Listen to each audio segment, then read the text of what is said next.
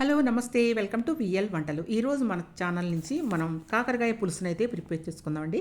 దానికోసం అయితే ఒక అరకిలో కాకరకాయలు అయితే తీసుకుందాం. అరకిలో కాకరకాయలు తీసుకొని దీన్ని ఒక 10 నిమిషాలు వాటర్లో నానబెట్టినట్లయితే పైన మట్టి అంతా పోతుందండి. బాగా క్లీన్ చేసుకొని ఈ విధంగా ముక్కలు కోసుకోండి. పైన ఉన్న బుడిపెలు తీయాల్సిన అవసరం లేదండి.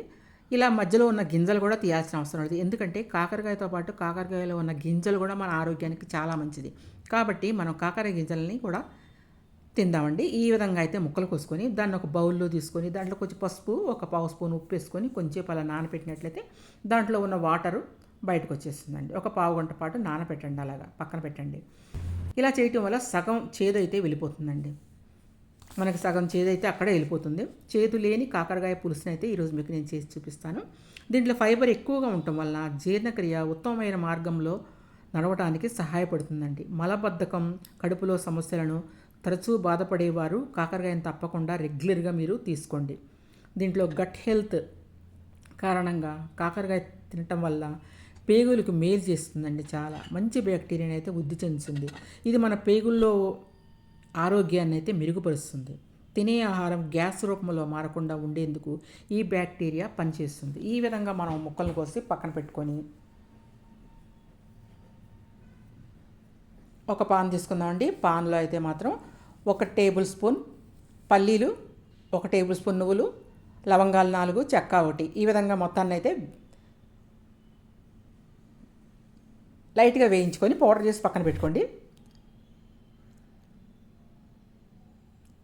ఒక కళాయి తీసుకోండి. దాంట్లో అయితే 4 టేబుల్ స్పూన్ ఆయిల్ అయితే వేసుకోండి. ఆయిల్ వేడైన తర్వాత తాలింపు గింజలు వేసుకున్నాము. ఆవాలు, మినపప్పు, జీలకర్ర, శనగపప్పు ఈ విధంగా వేసుకొని 2 ఎండుమిర్చి వేసుకొని, ఉల్లిపాయలు అయితే మాత్రం 3 వేసుకోవాలండి. 3 ఉల్లిపాయలని, 5 పచ్చిమిరపకాయలని, కరివేపాకును కూడా కోసి వేయించుకొని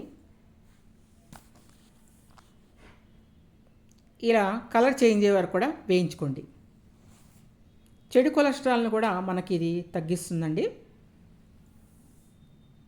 అందువల్ల మన రక్తనాళంలోని కొలెస్ట్రాల్ కరిగిపోతుంది. తరచూ గుండె సమస్యలతో బాధపడే వారికి ఇది చాలా మంచిదండి. తప్పకుండా తీసుకోండి. కాకరకాయ మనం తరిగి పెట్టుకొనిన్న కాకరకాయ ముక్కల్ని ఈ విధంగా ఇలా పిండినట్లయితే వాటర్ అయితే బయటకు వచ్చేస్తుందండి. చూసారు కదా, వాటర్ ఇలా బయటకు వచ్చినప్పుడు ఇలా పిండేసేసి పక్కన పెట్టుకోండి. క్యాన్సర్ని కూడా నివారిస్తుందండి. కాకరకాయలో ఉండే యాంటీ ఆక్సిడెంట్స్ బయో యాక్టివ్ సమ్మేళనాలు కొన్ని రకాల క్యాన్సర్ నుంచి మనల్ని అయితే రక్షిస్తాయండి. శరీరంలో ఉండే విష పదార్థాలను కూడా బయటికి పంపిస్తుంది.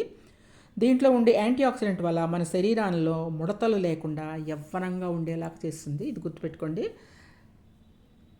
ఇది బ్యూటీకి కూడా పనిచేస్తుంది అన్నమాట. కాబట్టి మనమైతే తప్పకుండా మనం అందరం కూడా తీసుకుందామండి. ఇది విన్నాక మీరు అందరూ కాకరకాయ తిన్న వాళ్ళు కూడా, చేదంటే ఇష్టమైన వాళ్ళు కూడా తెచ్చుకొని తినండి. ఈ విధంగా ఒక పాన్ తీసుకొని మనం దాంట్లో 4 టేబుల్ స్పూన్ల ఆయిల్ వేసుకొని 4 ఉల్లిపాయలు, పచ్చిమిరపకాయలు, కరివేపాకు వేయించుకొని వేగిన తర్వాత పసుపు వేసుకుందామండి.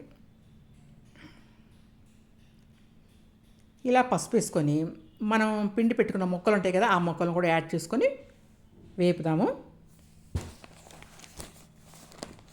చేదు ఎవరు తింటారులే అని అనుకోవద్దండి. తప్పకుండా మీరు కాకరకాయనైతే ఆహారంలో ఉపయోగించండి. షుగర్ పేషెంట్స్కి అయితే మాత్రం ఇది చాలా మంచిది. ఇన్సులిన్ లెవెల్ని పెంచుతుందండి. ఇది ఇన్సులిన్ లాగా కూడా పనిచేస్తుంది. చాలామంది షుగర్ ఎక్కువైనప్పుడు ఇన్సులిన్ తీసుకుంటూ ఉంటారు కదా, వాళ్ళకైతే ఇలా కాకరకాయ తీసుకోవటం వల్ల ఇన్సులిన్ తీసుకునే అవకాశం కూడా తగ్గుతుందండి. చాలా ఆరోగ్యానికి అయితే చాలా మంచిది. షుగర్ పేషెంట్స్కి షుగర్ని అయితే కంట్రోల్లో పెడుతుందండి ఇది.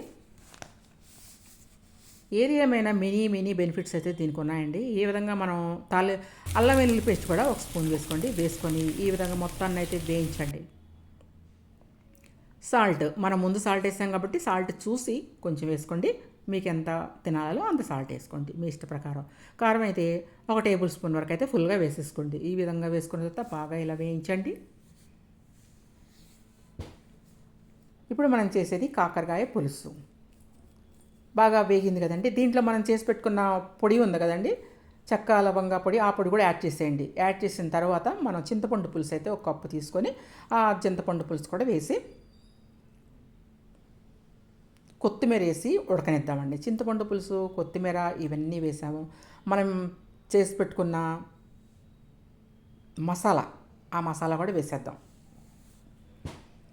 చెక్క, లవంగ, నువ్వుల పొడి, పల్లీల పొడి అండి ఇది. ఇంకొంచెం వాటర్ యాడ్ చేసుకోండి. ఇది మనం చేసుకునేది పులుసు కూర కాబట్టి కొంచెం పులుసుగా ఉంటేనే బాగుంటుంది. ఈ విధంగా పులుసు అయితే వేసుకోండి. మరి కారం, ఉప్పు అనేది ఇప్పుడు చూసుకొని అడ్జస్ట్ చేసుకోండి. కొత్తిమీరతో అయితే కర్రీని ఉడకనివ్వండి, సూపర్ టేస్ట్గా ఉంటుందండి.